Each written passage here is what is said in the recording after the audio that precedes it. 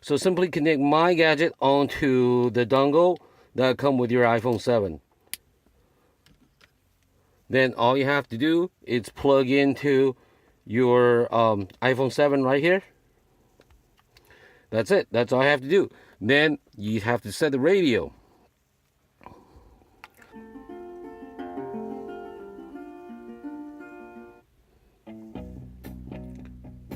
You'll hear that the music is coming through loud and clear without any sort of a static or distortion. So now you're ready to enjoy music, talk hands-free, and also integrating GPS functionalities all through from your phone, from the new iPhone 7, right through your older car radio.